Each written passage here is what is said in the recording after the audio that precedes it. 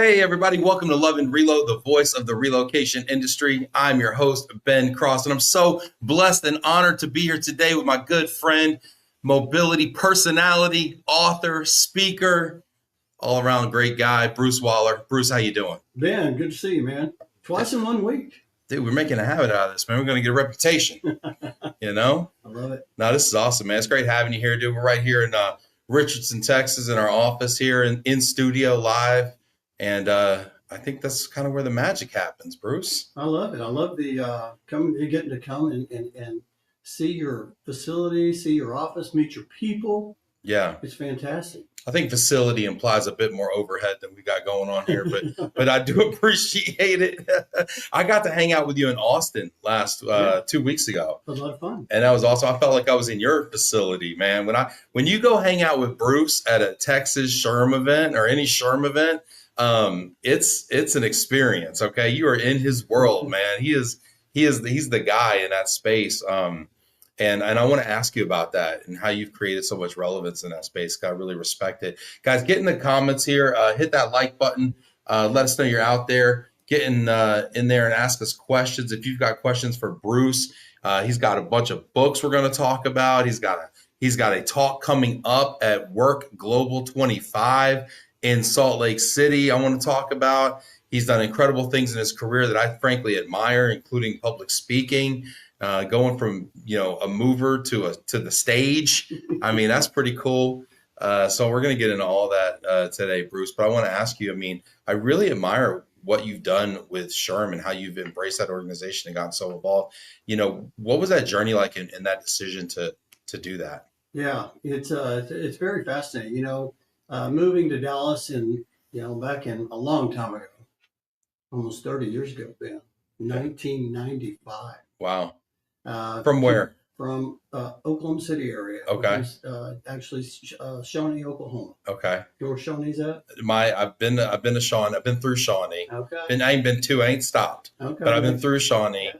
Both of my brother and my sister went to OU. Oh, Boomer Sooner. There you go. And my father lives in Bixby, Oklahoma. See, I knew there was something I loved about being. See, y'all think I'm just some city slicker, huh? Out there.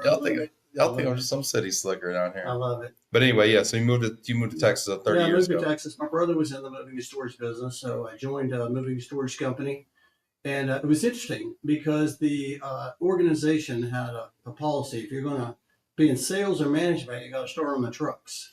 I hate that policy. Right. It's a great policy. Here. It's just wildly inconvenient, like a lot of good ideas are. So I spent, 6 years in operations. I got to lead an international division.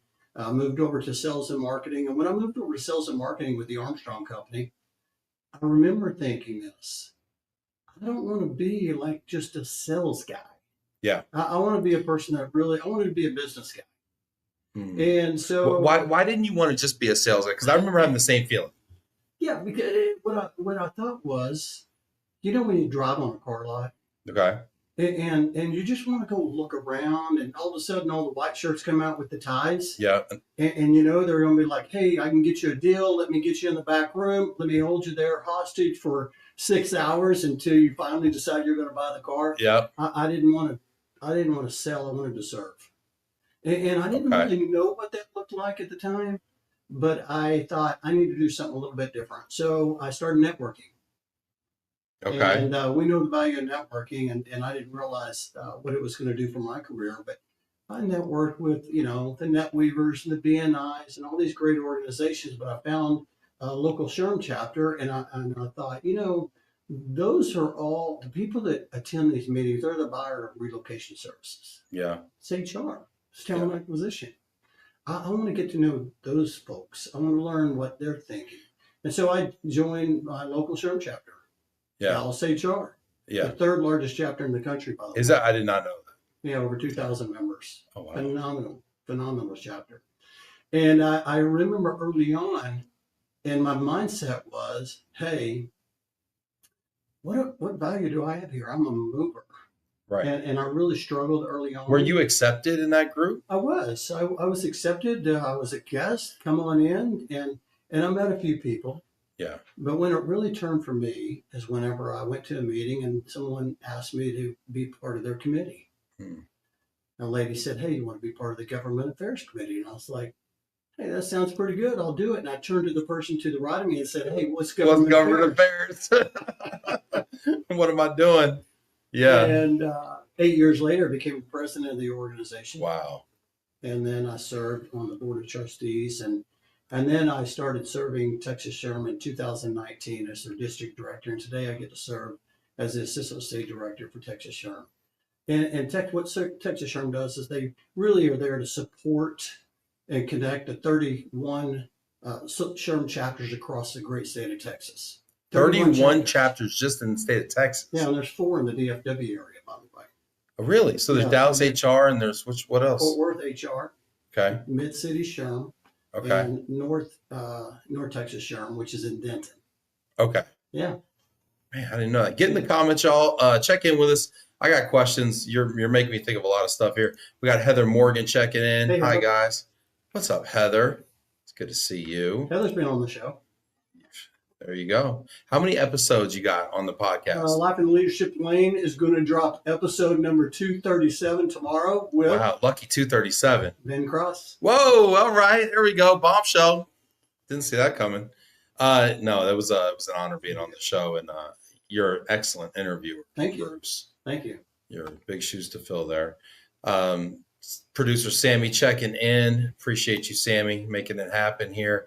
Daisy checking in here. Love having you in the office. What's up, Daisy? Sheila Benavides checking in. Hi, friend. Sheila. I got to serve with her at NTRP on the programs committee. She's phenomenal. Good to see you, Sheila.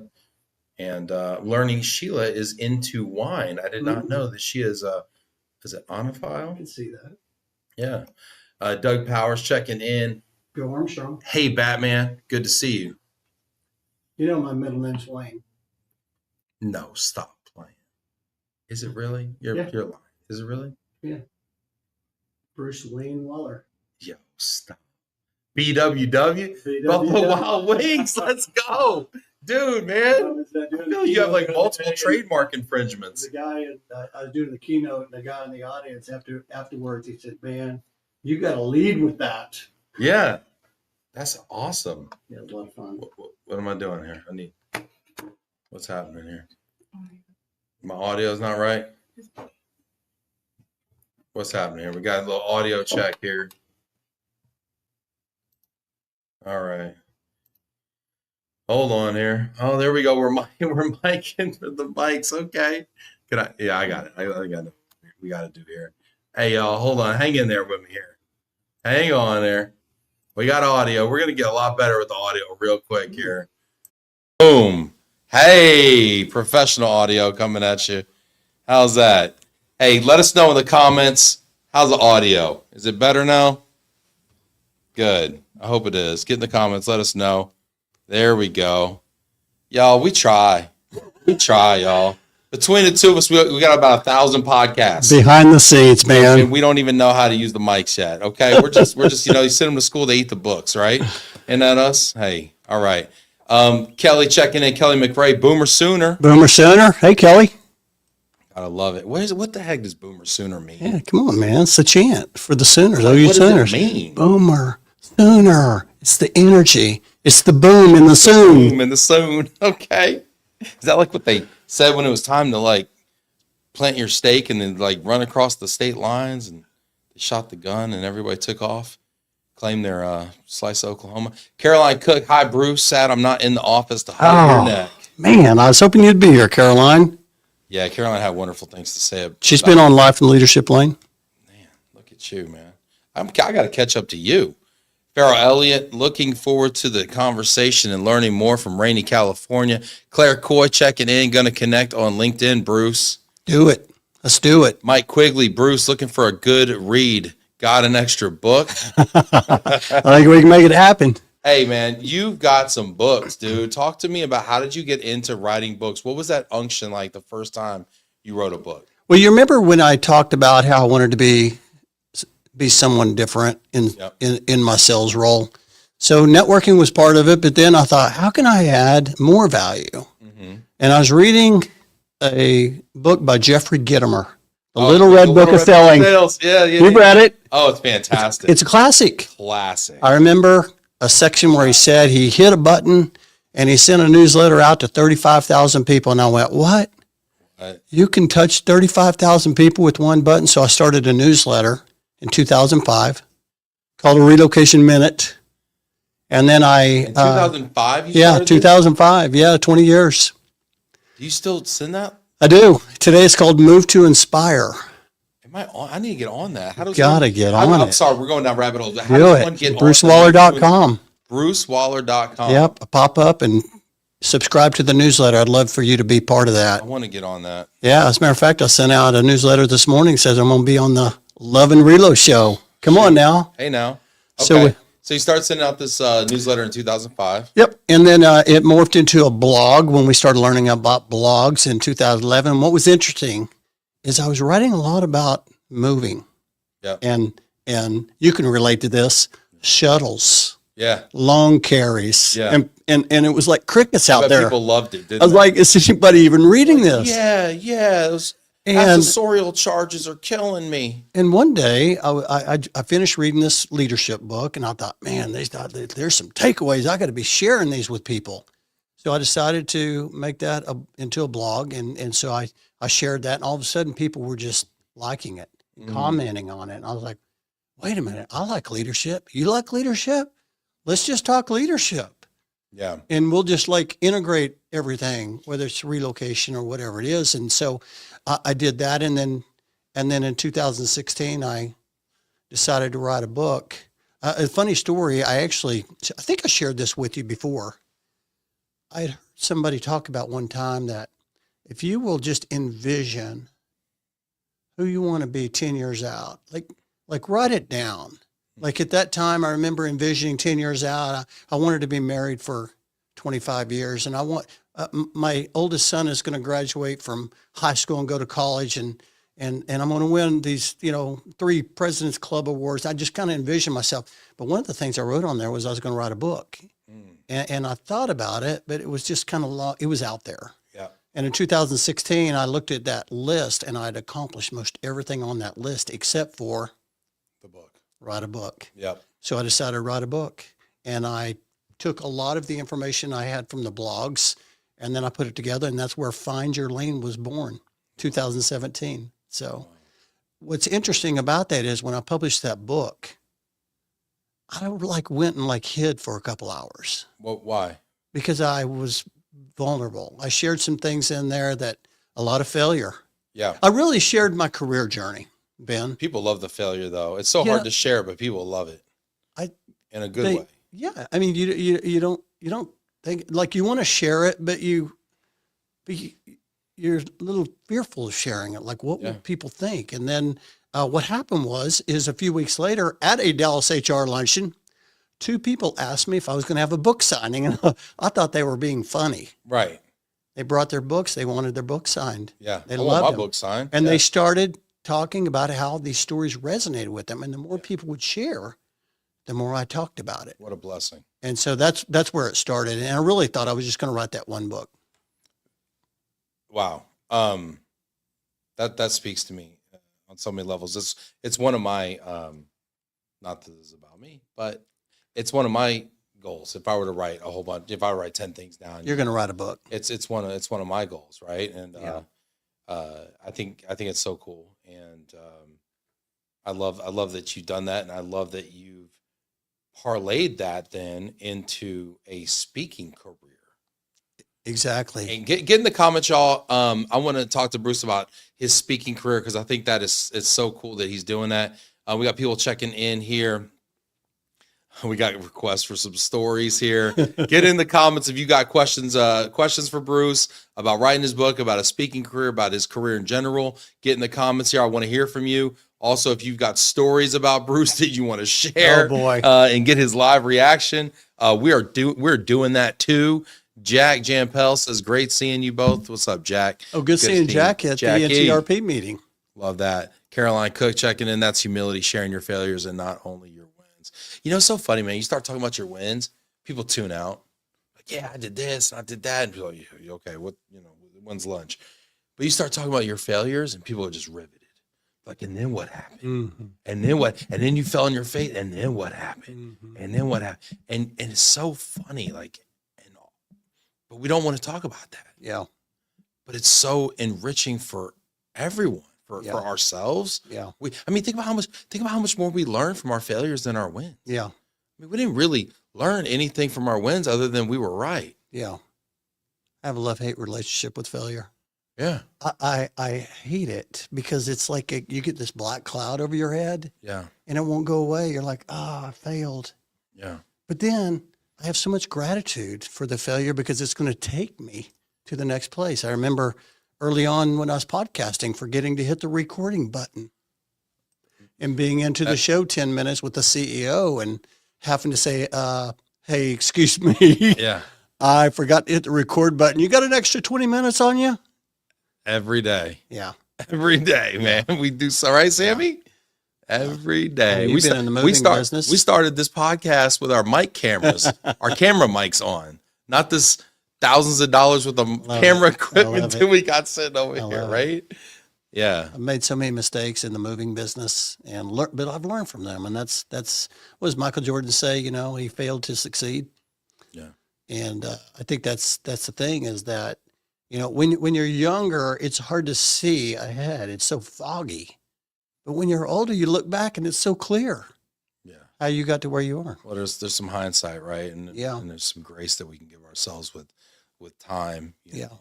Yeah. And I think another thing I've learned too, as I've gotten older, is that up close things seem really big, but the further you get away from them, they get kind of small. And so in the moment, things seem like monstrous, mountainous disasters. Yeah. And then 10 years later, they're like molehills. Yeah.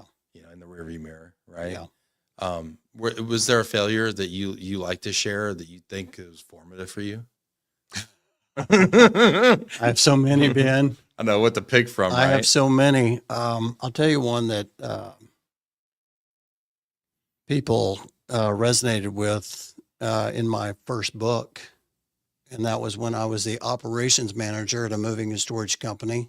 I took a job with the company and my job was to, you know, clean it up. You know, they didn't give me a job because it's already great. They gave me a job to go and try to make it better. And so I had just a lot of challenges. And I have this yes list, and I have this not yet list.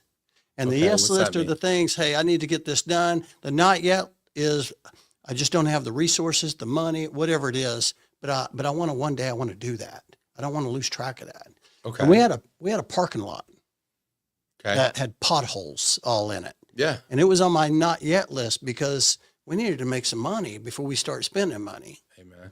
And I was talking to, you know, my operations assistant, you know, we were doing all these different things. And a guy named Joe walks into my office, says, hey, we're doing some work down the street and we're going to have some extra asphalt left over. I got a truck in your area. I got a truck in your area. You want me to fill in your potholes? Yeah. I said, well, what will that cost me? He said, well, you know, $6 a cubic foot. And I'm like, I have no idea what that means. Sounds like a good So price. about $1,000. I'm like, you know what? I've got a $2,500 approval. I don't have to go get approvals for that. Joe, let's do it. So he was supposed to be there on Friday, and on Thursday, my wife called and says, hey, we need to go out of town. Something personal's come up. And I said, not a problem. So I told my assistant, hey, Joe's going to be over on Friday. Fill those potholes in. Yeah. If you have any problems, you call me. Yeah. So I'm in Oklahoma City on Friday afternoon. Yeah. And I said to my wife, that's weird. I haven't got one call today. No news is what? Good news. Good news. In the moving business, no news is good news. I told my assistant, I said, I'll go in and dispatch the crews on Saturday. I want to see our parking lot. When I drove in to see the parking lot, I expected to see like chocolate chips, nice, smooth little patches. Yeah. That's not what I saw, Ben. What'd you see? I saw a brand new parking lot. Brand new park. And a brand new parking lot. Yellow stripes. Oh. And they striped it handicap too? right by the door. Oh. And I had two thoughts. And what was by the door?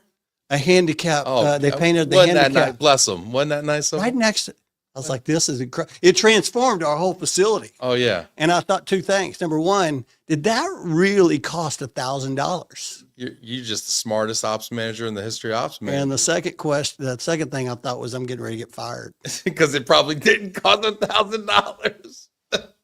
So long story short, I called Joe and said, hey man, I appreciate you doing this. I can't believe we got this for $1,000. Yeah. He went, oh no, it's more than $1,000. I said, well, I told you just that, this area. And he said, well, your team was out there and I told them I had more. And they said, keep on going. Keep on going. Yeah, it looks great. But you know what? I hadn't collaborated with anyone. I tried to do it on my own. I didn't know anything about that. You think the next time something like that happened, I went and collaborated with someone? Yeah, you did. I learned from failure. Yeah. What ended up happening? It's the number one question. What did it cost? So yeah, he told me it'd be $25,000. And so I had to go talk to my GM and try to figure that out. I think she negotiated that and paid it off and it worked out. I didn't get fired. But I had a black cloud hanging over my head for a while. You had an asphalt colored cloud hanging over your head. But what's funny is I've continued that. Like I continue to fail, but learn from failure. Yeah. And when you're in failure, you're in growth mode. Yeah. And I think that's what's cool about it. I mean, it's like, it right. stinks, but it's great. Yeah. And I've, hey, look at all the times we've tried to do the podcast here and, you fail and you just keep going and that's how you learn. And I think that's the people that will move ahead will be the people that will embrace being willing to fail. Yeah. I love that. When you're in failure, you're in growth mode. I say the same thing about pain and difficulty and challenge. And I think it's really the same thing. The fear of failure is the feeling of failure is the feeling of growth. The struggle, the pushing through, the being in a quagmire, that's all new ground, and that's why you're stuck in it because it's new, and you show me somebody that's never failed and show you somebody that's never really tried anything new at all, and so many of us seek and search for the easy way and the smooth way, the smooth path. And I think that really it's just we're just fooling ourselves sometimes. I think people, though, they see that and they see the celebrities and they see the people that have had great success and they're like, yeah, but it's them. Yeah, they failed, but they made it through. But it's that way for anybody who fails could push through that and have that growth mindset. Yeah. We got people in the comments here. Get in the comments, y'all. I want to hear from you. Lisa Frederick says, I love normalizing failure and embracing it. I've heard the Japanese celebrate failure as the stepping stones to success. If there's any Japanese out there, let us know if that's stepping on those stones. Actually correct. It's a long path. Those stones are actually just new asphalt. New asphalt. Rachel Longo says, hi, Ben and Bruce. Good to see you guys as always. Hey, Rachel. Claire Coy says, no way. No way. Yeah, that's an ops manager right there. Yeah. She knows. Caroline Cook says, what number was I, Bruce? What does she mean? Episode. I think you were around 230. 230. All right, Caroline, we got something in common. Test me. We're Check it out on We're in our Spotify. 230s. Can I tell you one of my biggest failures? What Bruce? is that? Or screw ups. I was starting to move management company at one point, and we were working with the largest customer in the world. Well, the largest private customer, not the military, but the next largest customer in the world. And I had started this moving company.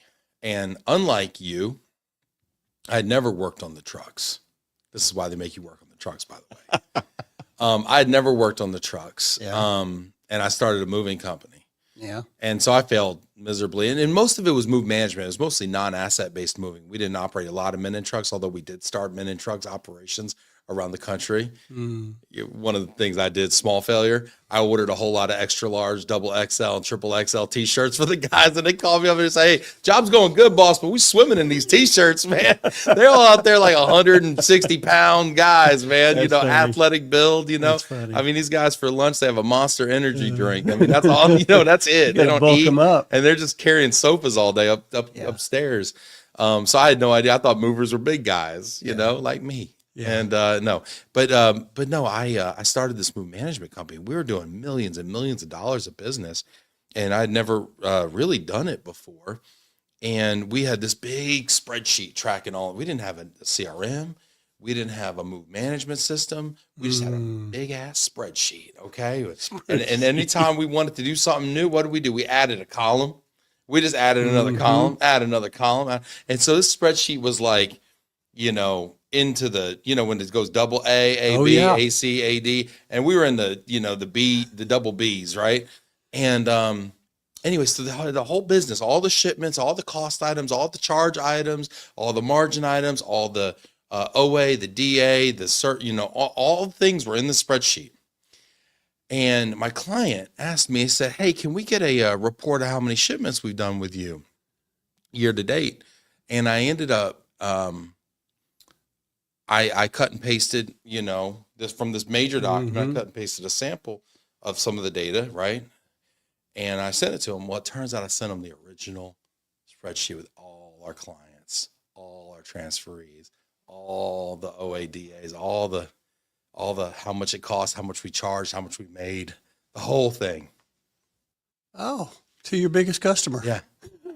Oh, wow. Talk about transparency. So my ops manager called me and said, Ben, you sent the wrong spreadsheet. Oh, and I'm like, what do you mean? She's like, you sent the wrong spreadsheet to blah, blah, blah. And I'm like, what? You're like trying to process. Not processing. And she's like, and I've already told your boss. Oh, she said his name. I already told your boss. I'm like, why'd you tell my boss? She's like, well, it was a big deal. I'm like, I know it's a big deal. Anyway, so fortunately, this customer was the most ethical company in the world, voted most ethical company in the world. And I called, and in 2 weeks prior, they had sent me a document in error. And they said to me, hey, please delete this in disregard, delete without opening and disregard. I said, okay, I didn't know I could do that. So I said, please delete without opening and disregard this email.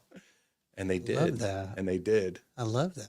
Yeah. Second chances. Yeah. And I don't know if they actually did or not. Yeah. But they told me they did. Yeah. And I didn't get fired. Yeah. Isn't that great? Yeah. Number one, that you were working with a company that says they're ethical and they actually did the right thing. Yeah. I think they just didn't check their emails. And gave you grace. Yeah. Thank God. Praise Jesus. Thank you, Lord. Let's see. We got people checking in here. Vinny Valverde checking in. Vinny says, I am late to the show, but I could not wait to see two legends in the show, Ben and Bruce. Looking forward to seeing you both in Salt Lake City. Vinny Ballerino. Vinny, what's up, baby? I want big hugs, Vinny.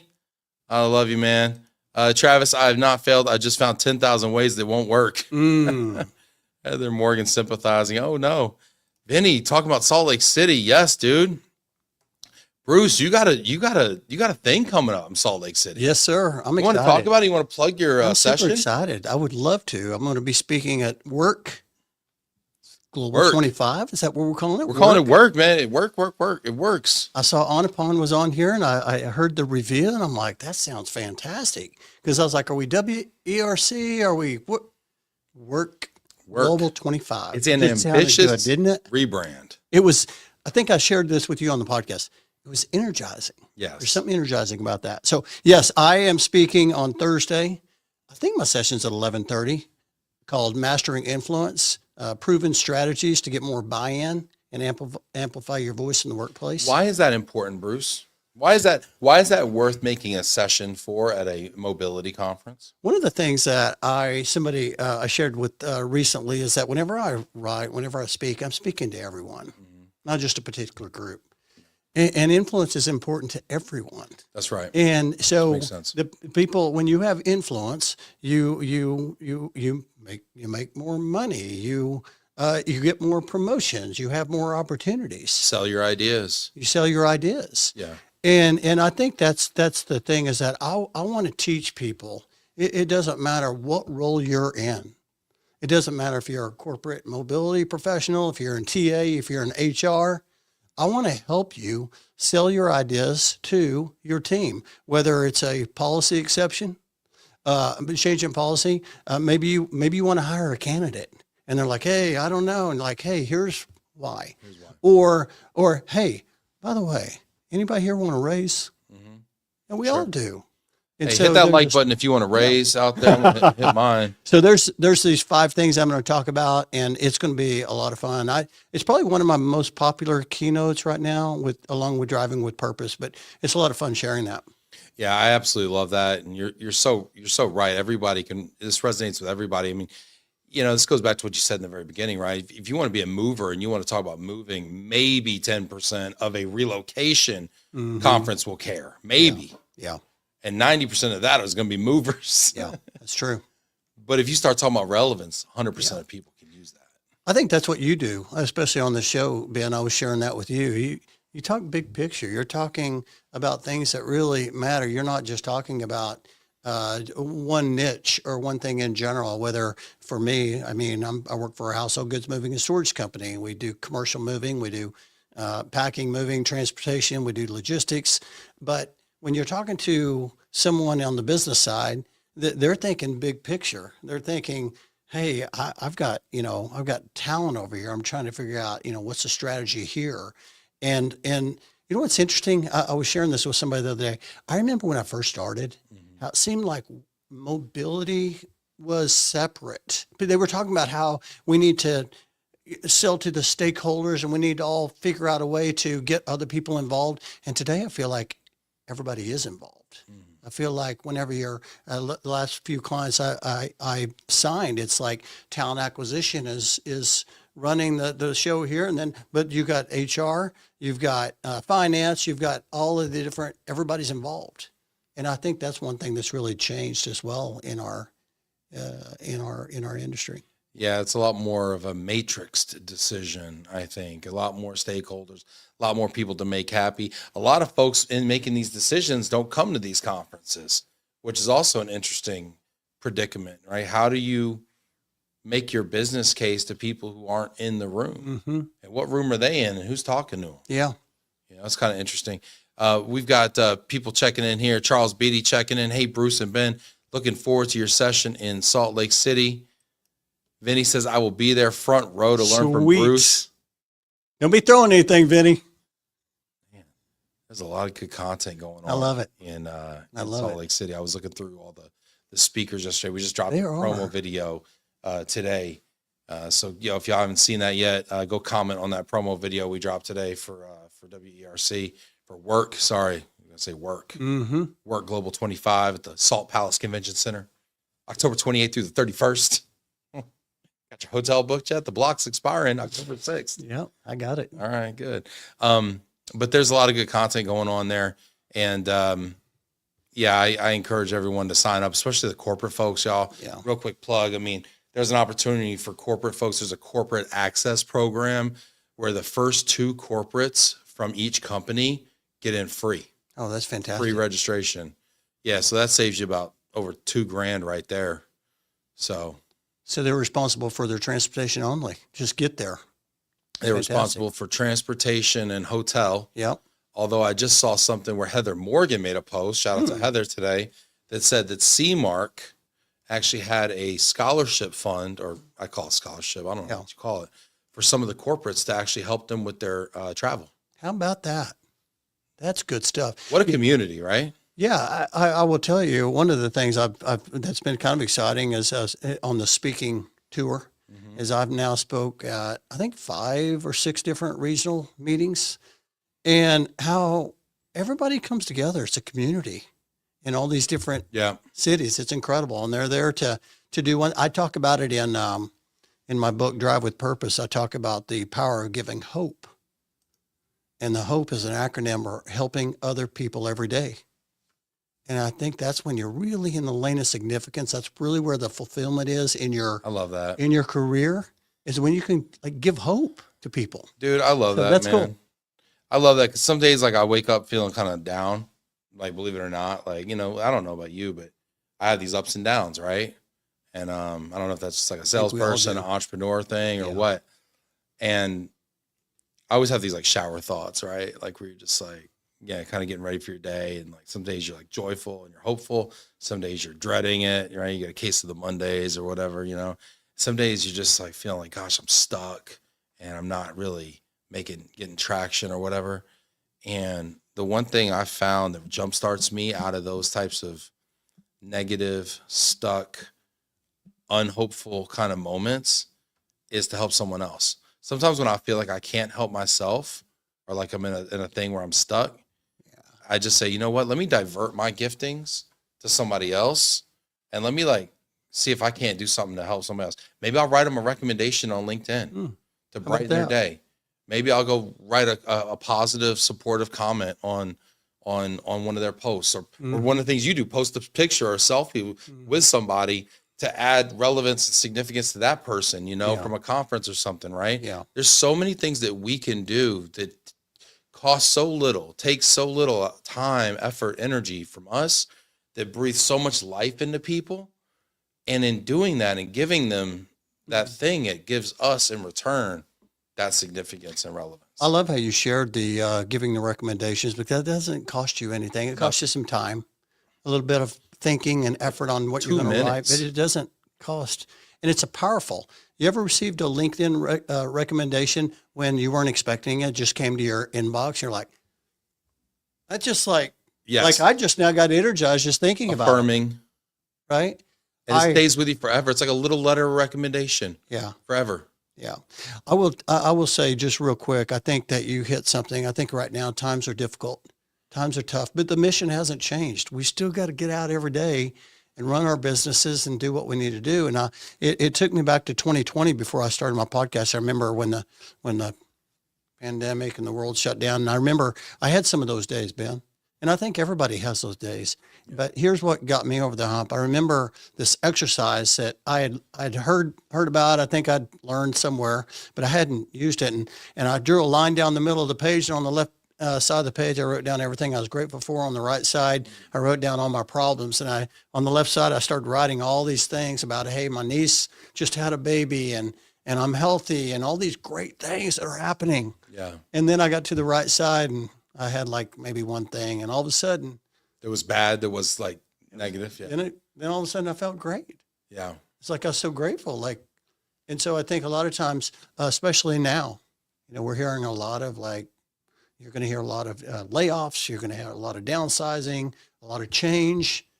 It's tough times, but now's the time to really lean into the gratitude for the things that matter most. It's very true, and it's not easy, but it's where that saying, I think, count your blessings came from. Count your blessing. I mean, it's cliche, but it's exactly, I think, what you're talking about. It's make note and make a list of all your blessings. Yeah. And I think, you know, and then leaning into that gratitude. I think leaning into that gratitude also helps us become available to now bless other people as well with our giftings, right? Yeah. And say, wow, we actually might have a surplus in some areas where we can give to other people. And once we start giving to other people, it actually increases our value. And I would say that we got some people actually out there right now. Claire Coy mentions, great, Ben. Now help me get a job. You know, Claire, super valid, right? Great, you know, great comment, right? And I would say kind of to Bruce's point and kind of what we're talking about now, it's like I would focus on, and it's really hard, right? When you're in a moment of need, right, where you need a job, it's very hard to think about giving. Yeah. But if we can find a way to step out of our moment of need for a second and take stock of what can we give others, that is the fastest way to in my opinion, to break that cycle. I would add on that during these times too, there's never been a more important time to invest in people.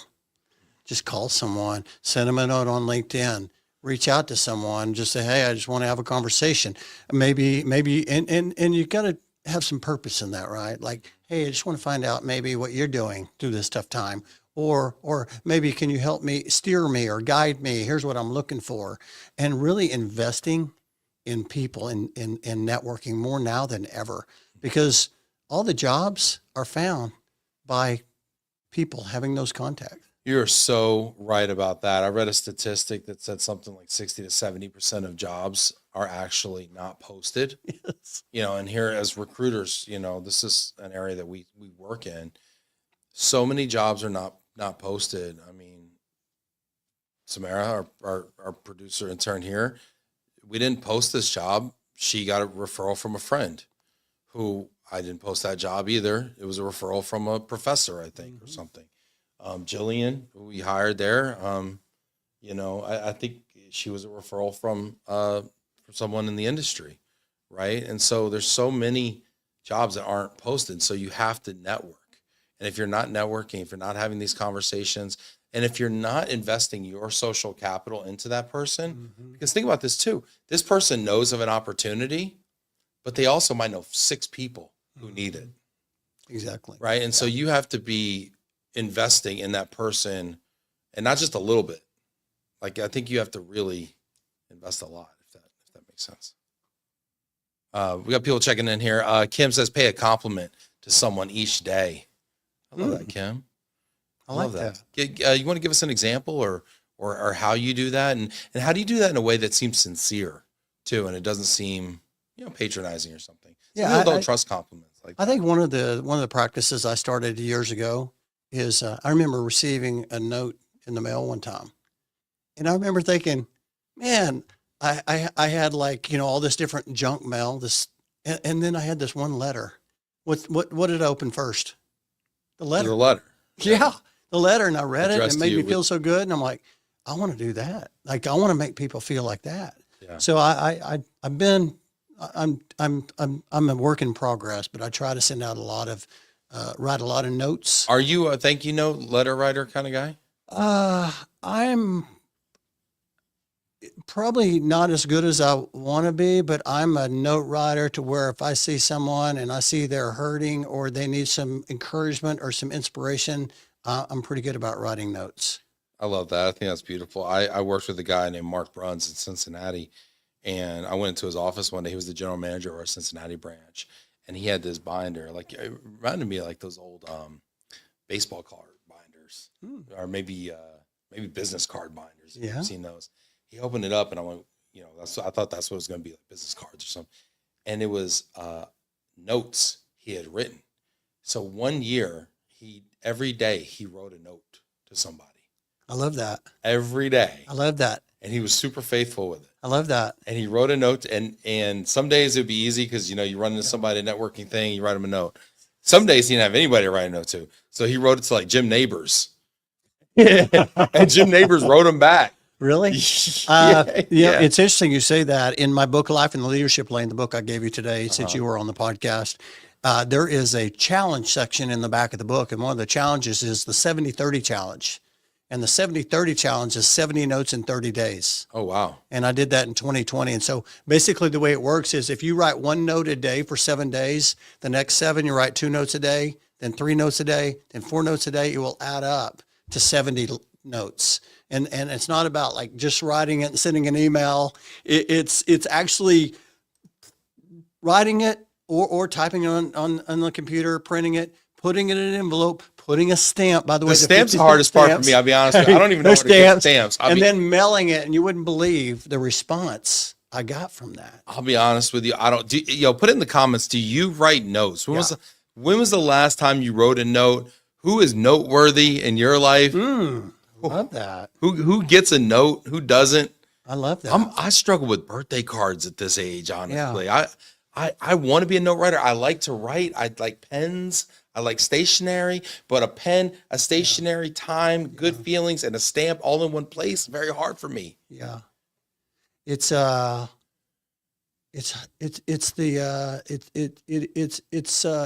difficult. I was actually thinking about something was thinking about, whenever I was thinking about, the difficult moments are what really make it, like it takes effort to do stuff like that. It takes planning. It takes, a lot of times I'll write down at the first of the week, I'll write down 2 or 3 people that I'm going to write a note to. And then during that week, I'll block that time to write that note. I may not just write it right then. And so I was just thinking about, that's one thing that I've learned is that you have to do the hard work. You have to do the hard work to get up the mountain or to get through to where you want to go. And the people that have had success, they do the hard work. they get up and they put in the work. A lot of people can't see it because it's the tip of the iceberg is what most people Yep. see. But you're doing the hard work. You're getting up early. You're setting your schedule. You're doing all the things that need to be done. Yep. And sometimes the note writing, the little things are the big things, right? Oh yeah. You know? People know they're hard too. It's Yeah. not one of those things that people are going to say, oh, that's easy, because everyone knows how hard it is to write a note and how diligent you have to be. Speaking of planning and challenges, Caroline sharing a failure. Appreciate boy. you, Caroline, being vulnerable. She says, when I was early in my event, and see how riveted we are. I love it. If I said Caroline sharing a success, we're like, okay, next. But you said, no, Caroline sharing a failure. And we're like, ooh, and? Yeah. She says, when I was early in my event planner role with a hotel, I forgot to book the venue for a corporate group. I found out 4 hours before the dinner was supposed to happen. Never did that again. I'm having anxiety just thinking about that. So what happened? Did you go to Hardee's, Caroline? Yeah, Where'd you take them wow. all? That sounds What'd like you do, a big movie. picnic? I love that. Oh my gosh, I need to know how the story ends. Yeah, that's something. I love that. Claire says, full disclosure, I buy forever stamps because I don't go through them fast. Yes. Well, she said old school, I still have stamps. Yeah. It's the little things. So I would say also just keep leaning into things you can do for people. You talked about helping people. One of the things I also have a practice is when my grandson was born in 2017, I decided every time I travel, I'm going to pick up a postcard and I'm going to send it to him. And they're really building up now.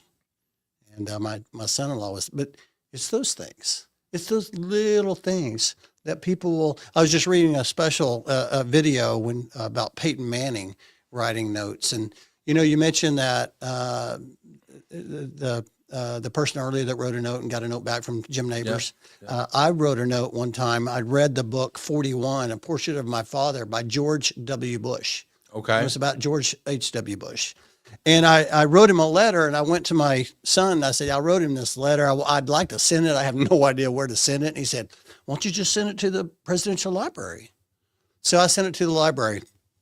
6 months later, I pull up my mailbox and I pull out this envelope, this manila envelope. And I thought, and it's from the George Bush Library. And my wife was with me. I got in the car and I was like, what can this be? Open it up. It was a letter from the president saying, thank you for your note. We appreciate it. We're so glad you enjoyed the book. Yeah. And Laura and I appreciate that. And it's signed and it's framed in that is beautiful. In my office. My grandmother, that's beautiful. My grandmother was an avid letter writer, right? And she came from a generation where people did that, right? And she used to write me all the time, probably every week she'd write me.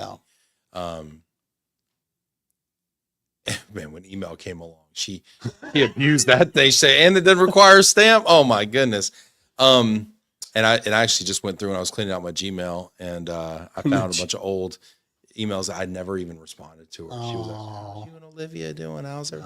Because she had just written so many of them, and I was just living my life, and I didn't even. Oh, I was so close to my grandmother. Yeah. But I say all that. She used to write a letter to every president. She just was one of those people that her voice was going to be heard. She'd write to city council. She'd write if the pool, they were trying to close the neighborhood pool, and she thought the kids needed a place to swim, or she was super active, civically minded, and she wrote every president, and she had a letter in response from every president. That is awesome. Incredible. She was an incredible woman. But she grew up in like Dust Bowl, Texas, as a sharecropper. The hard times. Picking cotton, dirt. That's hard times. Yeah, she'd say she wore potato sacks for underwear. Wow. Yeah, it's like, or flour sacks. She had flour sacks. Sorry, potato sacks too rough. Flour sacks for underwear. Yeah, she was a heck of a woman though. But yeah, love that. Letter writing is powerful, and I love that. So I think that's one of the things I want to do more of. Yeah. I think that's one of the things that's really helped me is that I started really framing everything up around who do I want to be. And I don't know, I just want to be a person that, impacts people. That's really what I'm going for. Yeah. How do you measure impact? It's a very, very challenging to measure that. But I will tell you in my book, Drive with Purpose, Moving Your Career from Success to Significance, I talk a little bit about that. And the question you can say is you think about the people, and this is for everybody listening here and watching the show. Think about someone that has impacted you. Yeah, I know they come to mind right now. I can think of my 6th grade teacher right now. I can think of my brother. I can think of several people, and they're at the top of my list. And when I get done, I want to go send them a note. But here's the question: at the end of the day, you need to ask is, whose list are you on?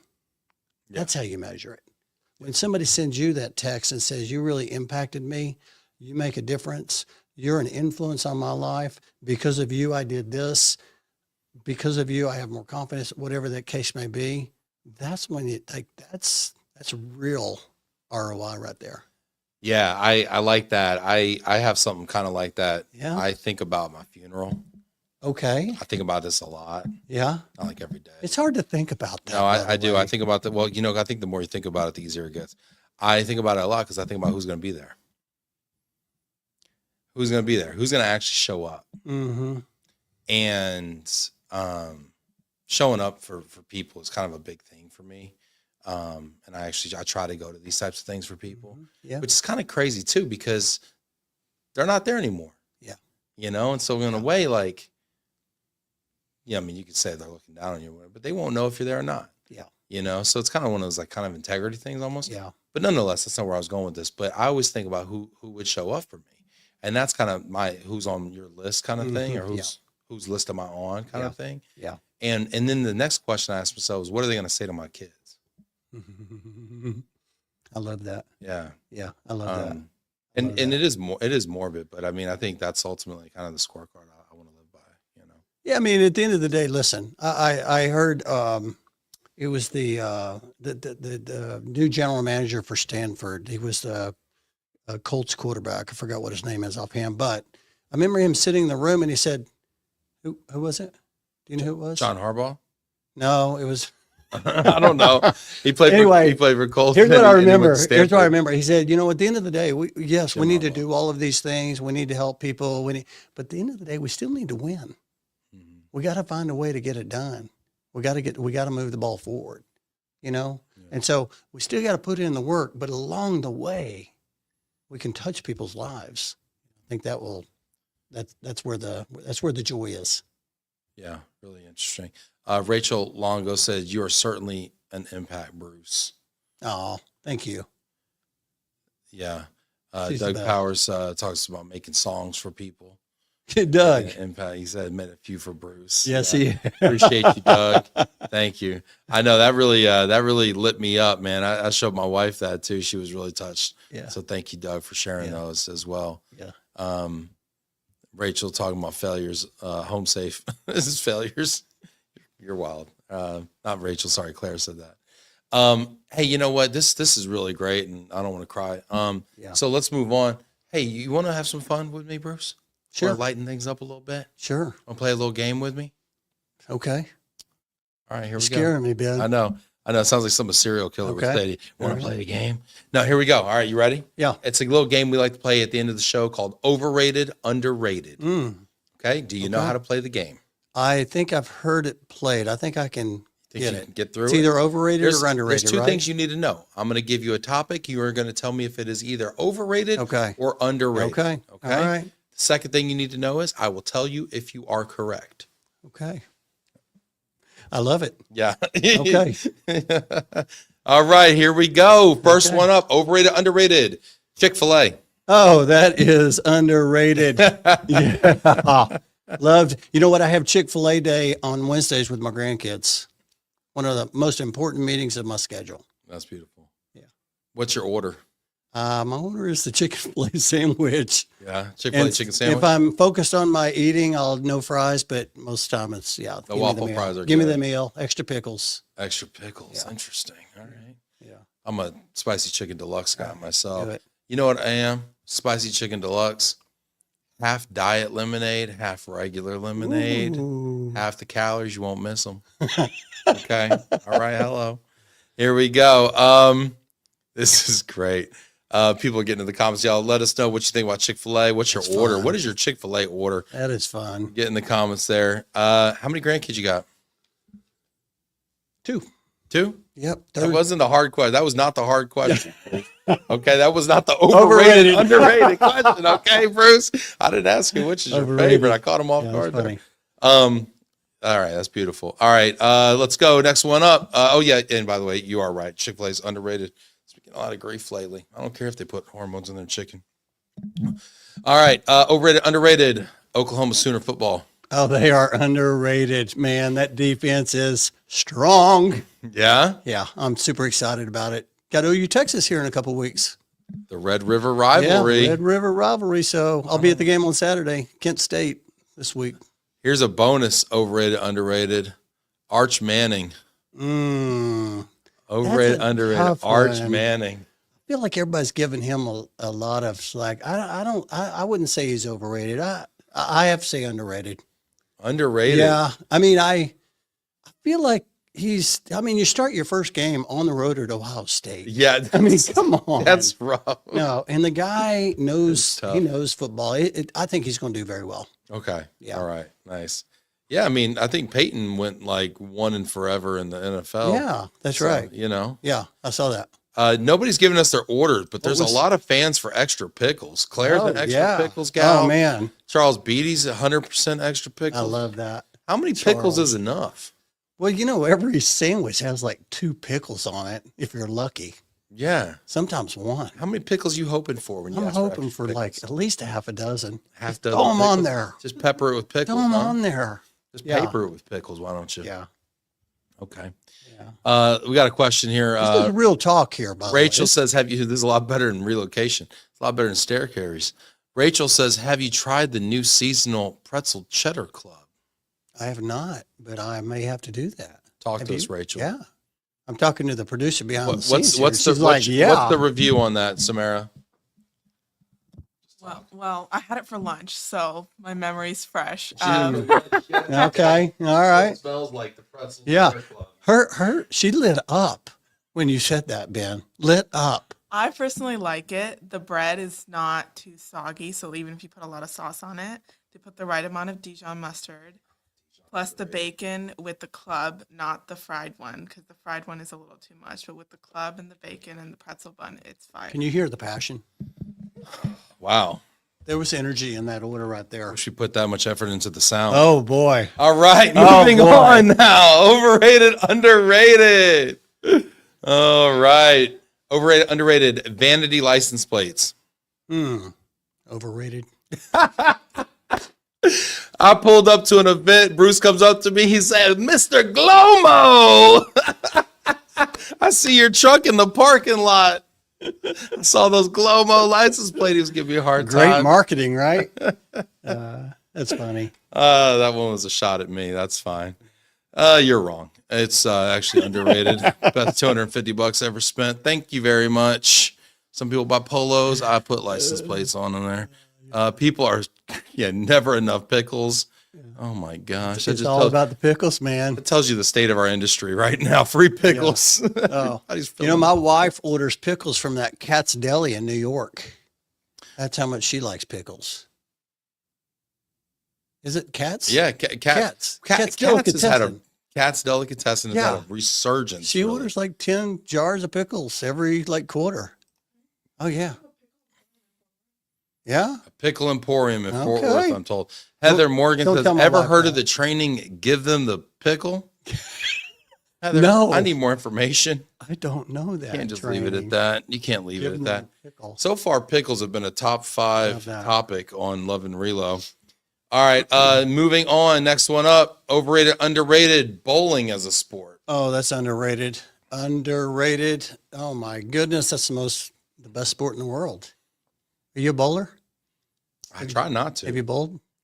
I have. Yeah. I love bowling. I don't think I like anything about it. I miss bowling. I know. Well, let me tell me something. There's no better place to network than in a bowling center. You get to know. I can think of like 8. Everybody. Like in 30 seconds. Yeah, it's incredible.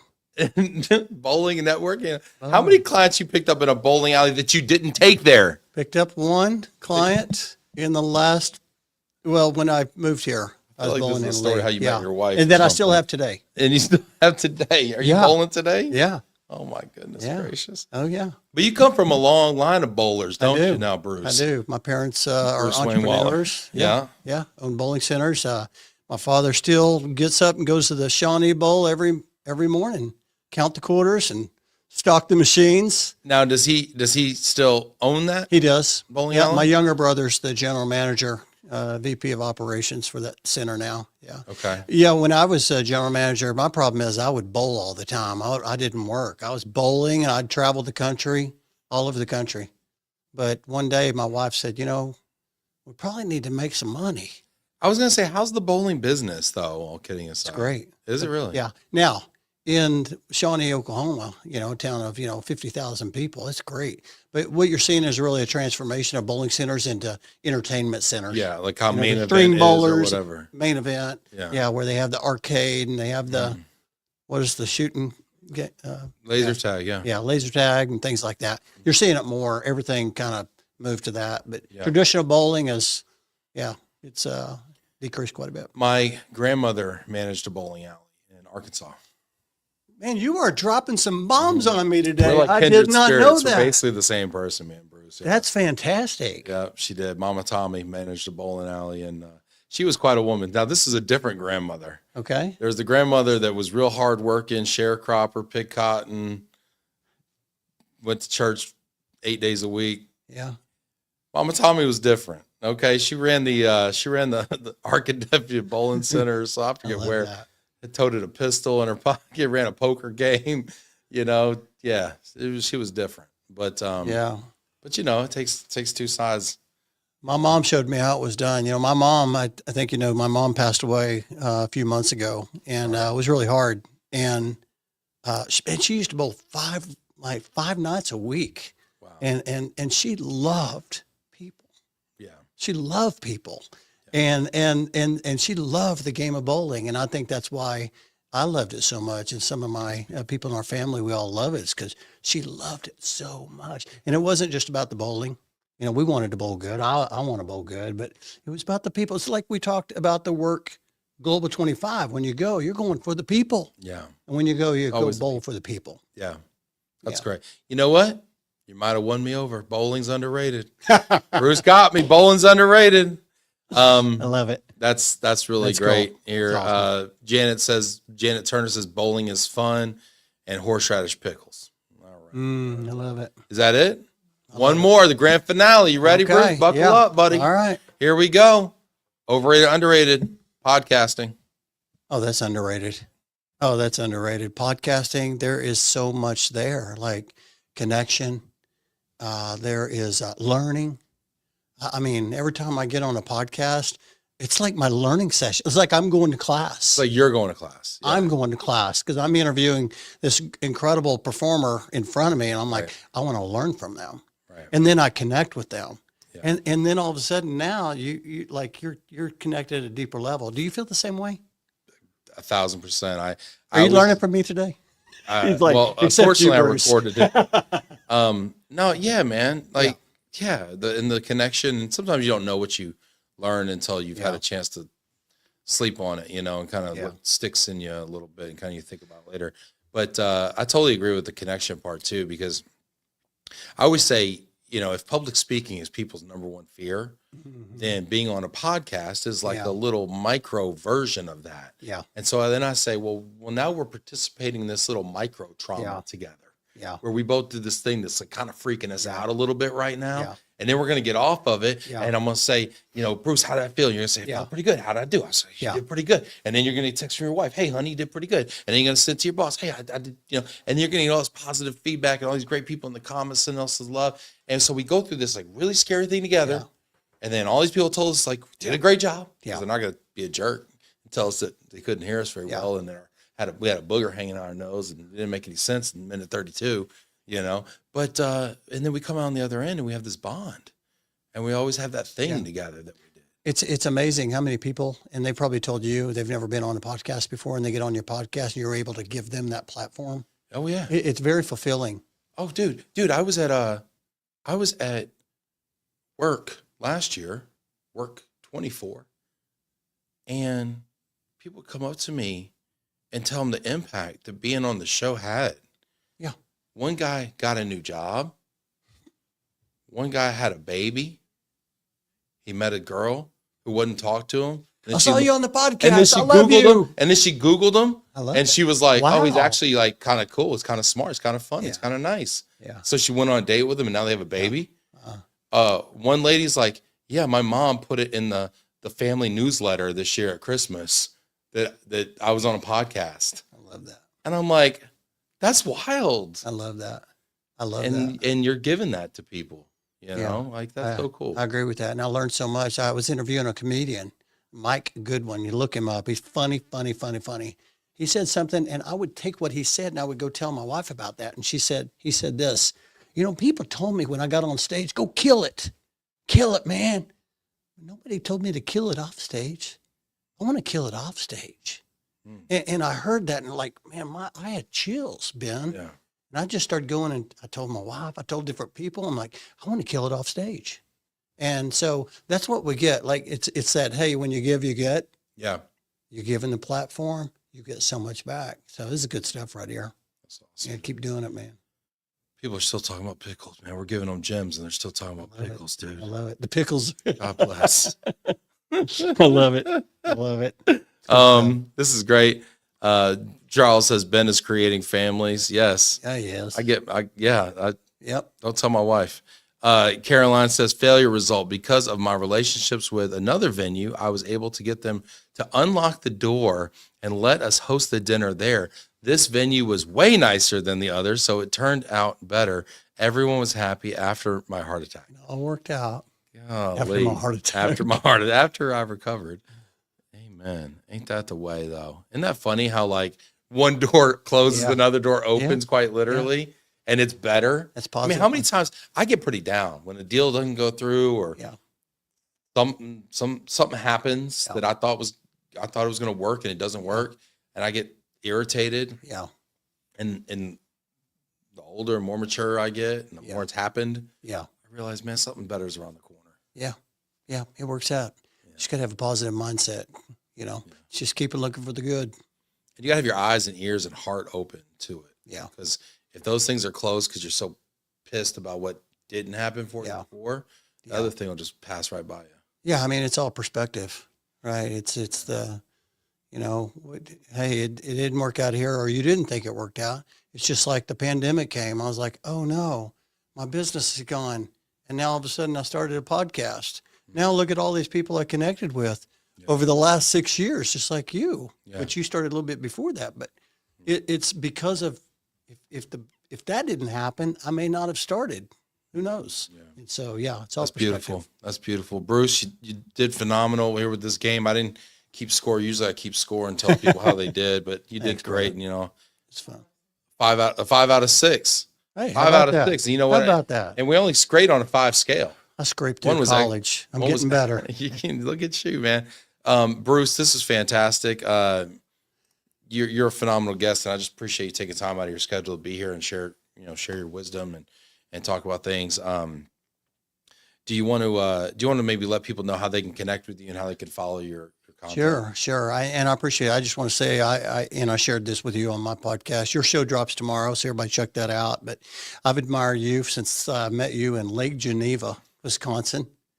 And nice little did teaser that keynote. Nice little teaser for Bruce's teaser podcast. for tomorrow. We talk about what happened. Oh boy, are you in the for failure and the disaster that oh was. boy, are you in for a story?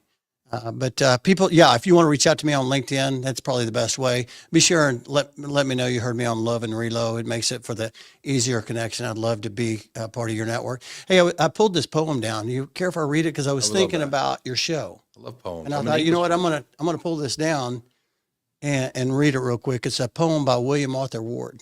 It's a real short poem. It says, "The adventures of life is to learn. The goal of life is to grow. The nature of life is to change. The challenge of life is to overcome.